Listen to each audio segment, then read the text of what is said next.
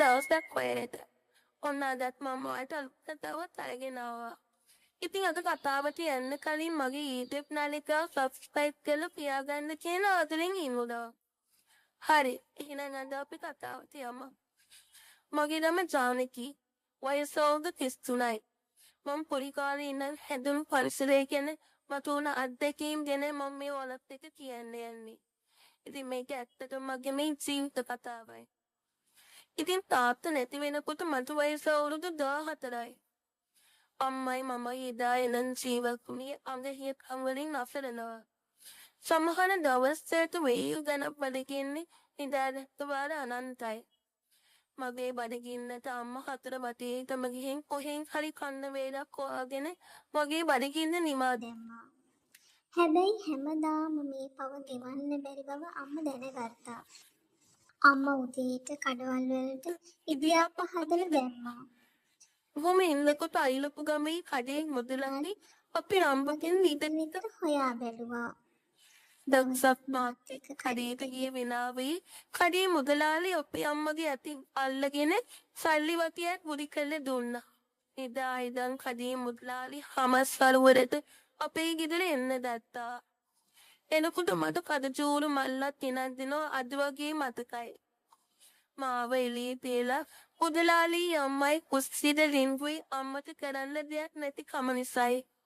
ඒ ඉතින් අම්මටත් මෙහි ඉන්න ඕන කියන මට නොපේ වුණාට අම්මට ඕනේ අපි දෙන්නගේ බඩලට පුරවන්න. එදා ඉඳන් අපි ඕනේ එපාකම් හොයා බැලුවේ මුදලාලි. මුදලාලිටත් ඒ වෙනකොට වයස අවුරුදු 45ක් විතර වගේ. අපේ අම්මටත් වයස අවුරුදු 32ක් විතර. අම්මා ඒ කාලේ හරි ලස්සනයි. තාත්තා නැති වුණ ගමන් ගමේ හැමෝම අම්මට උදව් කරන්නේ ඇතුණා. හැබැයි අම්මා නම් පොඩ්ඩක්වත් කැමති වුණේ නෑ. මුදලාලි මට එයාගේ දරුවෙක්ට වගේ හැබැයි සැලකුවා. එච්චර ලොකු තේරුමක් නැති නිසා මමත් ඉතින් මුදලාලිට හරි ආදරෙන් හිටියා. මුදලාලි එනකොට මං කෑ ගහගෙන අම්මට කතා කරලා කිරිනවා. අම්මත් මුදලාලි එනකම් මග බලාගෙන හිටියා. මුදලාලි එනකොට මට කඩේප්පම් මල්ලක් කෙනෙක් ගහගෙන ආවා.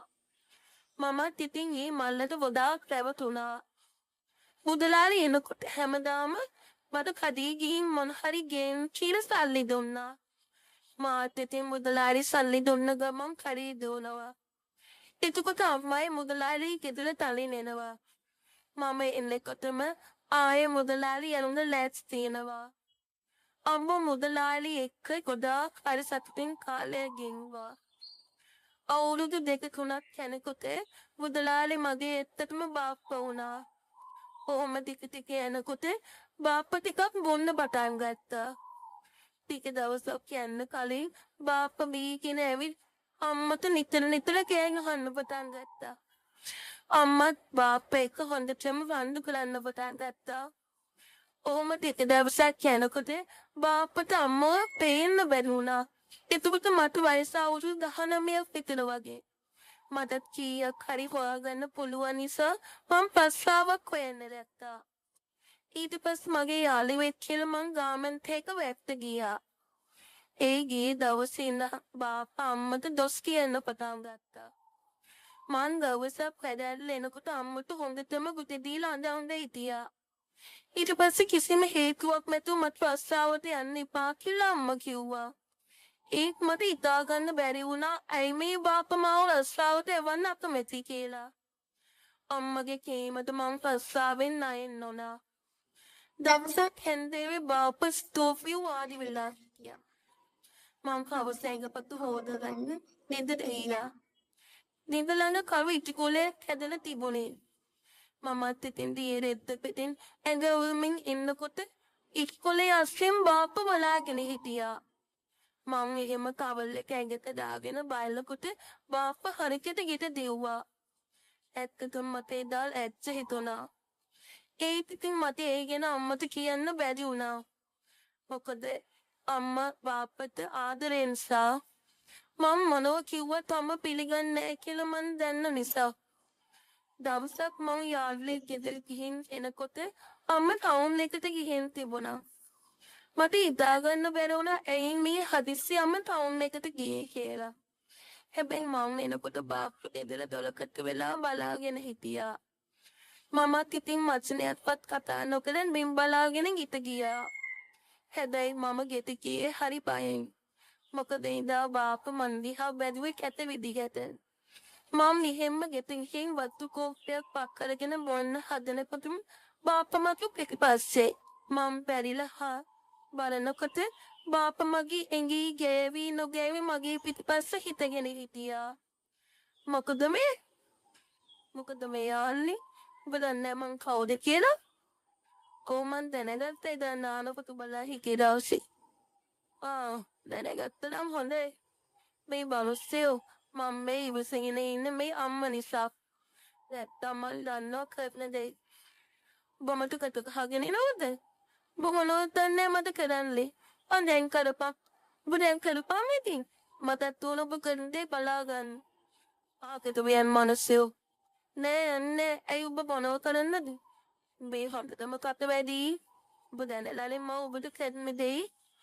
පාපේ කතා කරපු විදිහට ඇත්තටම මට බය හිතුණා. මම ටිකක් කට වහගෙන ඉඳීට ගිහින් වාඩි වෙලා හිටියා.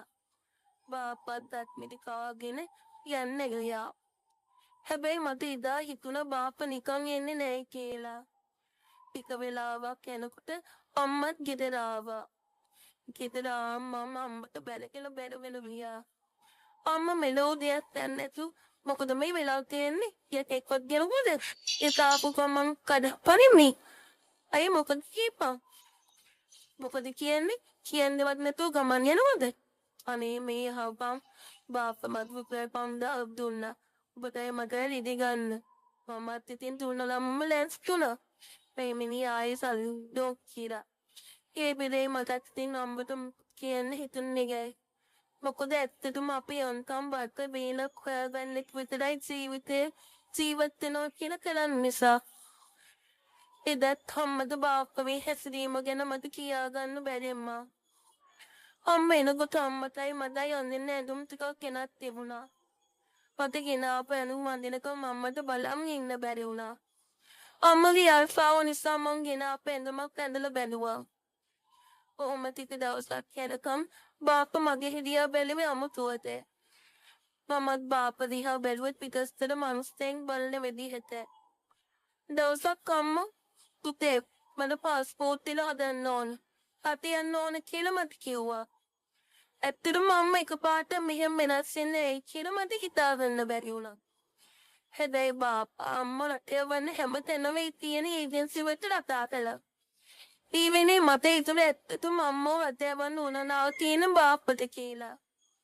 බාප්පා අම්මව රට යවන්නේ හොඳකට නෙමෙයි කියලා මට ඉවෙන් මගේ තේරුණා.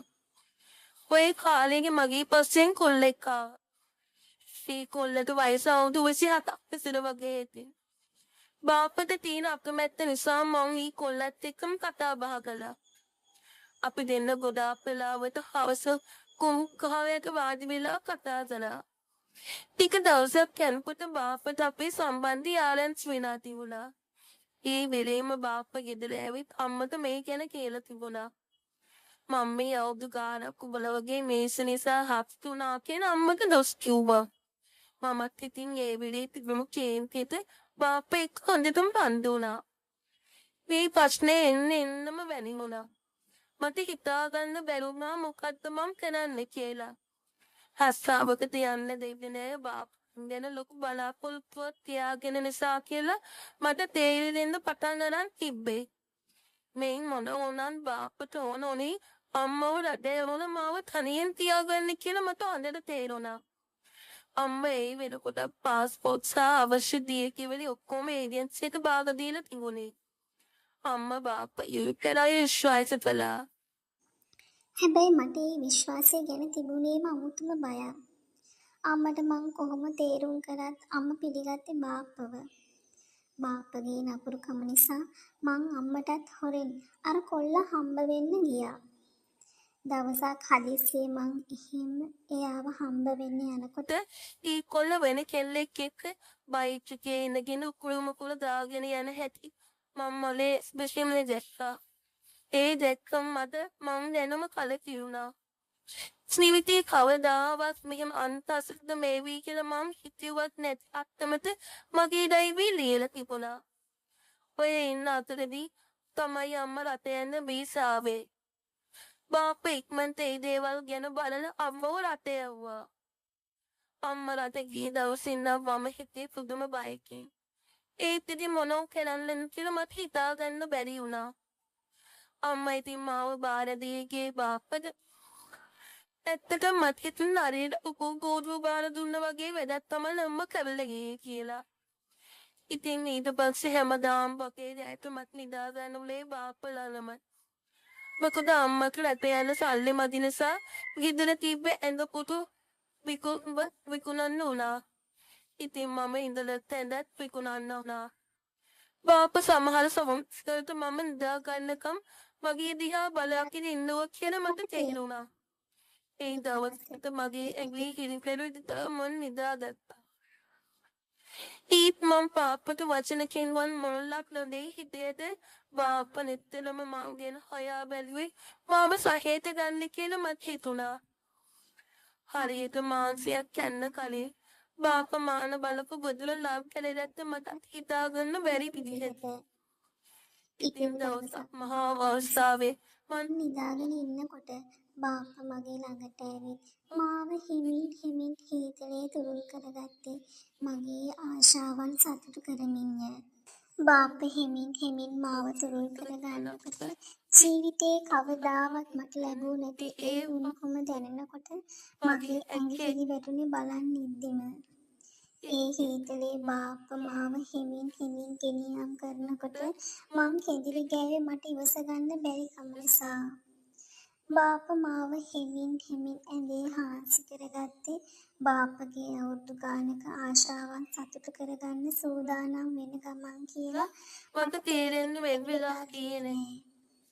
එතනින් පස්සේ පැය ගානක් මාව සතුටු කරලා බාප්පාට මාගේ මේ කවදාවත් හිතුවේ නැති විදිහට එදා දෙදස්තුල නවතිනකොට මට ජීවිතේ වෙන්න තියෙන හැමදේම ඉවර වෙලා තිබුණේ මගේ ගමන් නැති කරගෙන.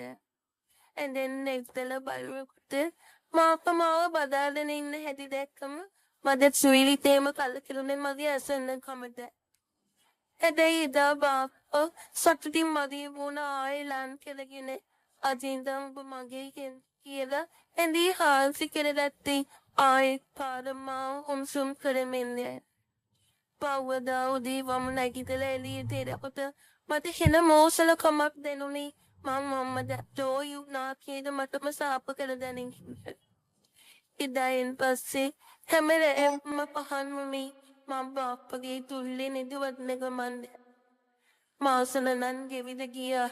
ඒ මොන වුණත් බාප්පා අම්මත් එක්ක කතා කරලා බොරුවට සැපදොක හෙව්වට ඒ වෙලේ පොතත් මං ගෙලසියෙන් හිටියා. ඉදායින් පස්සේ මට අම්මට කතා කරන්න බැරි වුණා. මොකද මම බඩ පුස්ප දෙනකොට තමා හතර වටේ මිනිස්සු අපගෙන හොයන්න ගත්තේ. ඒත් ඒ වෙනකොට කාටවත් හොයන්න දෙයක් බාප්පා ඉතුරු කරේ නෑ. හැබැයි මේ කතාව අම්මට කවුරු හරි කියලා එයා මට කෝල් කරන් තිබ්බා. අම්මට කියන්න දෙයක් කරන්න දෙයක් නෑ කියලා බාප්පා අම්මව බ්ලොක් කරලා දැම්මා. බාප්පා කියන මිනිහ හරි කපටි කාටවත් බය නැති මිනිස්සෙක්. මොකද තාත්තා නැති වෙනකොට ගමේ මිනිස්සු අම්මද පස්සෙන් ආවත් ගමේ කිසිනෙහිට අම්මද ලන් වෙන්න නොදී හිටියෙත් මේ මිනිහයි. මේ මිනිහද තියෙන අශීලාචාර කමට මාන බරිමේ මතයි. ඒ හැම දෙයකටම වයසක මිනිහෙක්ගේ අම්මත් එක්ක යහන් ගතුරු මිනිහෙක්ගේ දරුවෙක් හදන්න ඕනේ අන්තිමට මතයි. මගේ බඩ මෝල්නකොට බාප්පා ගමට ඇදලා වෙන පළාතකට පිහින් ජීවත් වෙන්න ගියේ අම්මව ආයේ කවදාවත් මෙහෙන්න නැති වෙන්නයි. ඉතින් එහෙම කියෙන් මම බාප්පත් එක්ක පව් කෑවේ මගේ තියෙන නොදන්න කමතයි. ළමයි දින්ලික් හදාගෙන හරිම දුක්මුස ජීවිතයක් තමයි මට ගෙවන්න පුළුවන් වේ. එක අවුරුද්දක් වෙනකොට උන්සගේ බාප්පට අංශභාගය හැදුනා. ඉතිනින් පස්සේ අපේ ජීවිතය තවත් අන්තස්රම් තත්ත්වයට පත් වුණා. ඒ හැමදේම මට උනේ කිසි මනුස්සයෙක්ගේ කවිදජනී මගේ කරුවටයි. අන්තිමේ කන්න බොන්න දේවල් හොයන්න මටත් එක එකාගේ දෙපා මුල වැටෙන් යූස්. මගේ අම්මට නොදෙවෙනි එන්න මටත් ගමේ මුදලාලිටත් හාමුලටත් ඔන්සුම දෙන්න යන ඕනේ ජීවිතේ නොවිතපු දුකක් එක්කයි. ඉතින් ජීවිතේ මේ ගෙවන දවස්වල නීයසක් පිඳින මං වගේ සමහරලාට ඔයත් මේ වගේ ජීවිතයක් ගත කරනව එන්නත්. හැබැයි ඔයාලා දන්නවා මේ ජීවිතවල දවසින් දවස බේකිලා යන මේ දුක ගැන. ඒ ලෝකෙ කිසි මනුස්සයෙක් මේ වගේ සසරක් යදි නොලබේවු කියලා මම හදවතින්ම ප්‍රාර්ථනා කරනවා. ඉතින් අද කතාවෙන් ඔයාලට දැනුම් දෙයි කමෙන්ට් එකකින් ලියන්න. සමාජයේ මිනිස්සු එක්ක සෙල්ලම් දානක තමන්ගේ දරුවෝ ගැන හිතලා බලලා කියන ආදරයෙන් ඉල්ලනවා. එහෙනම් මම අද ගිහින් එන්න. ඔයාලට සුබ දවසක්. ආන්තරේ හැපුවෙන්ටම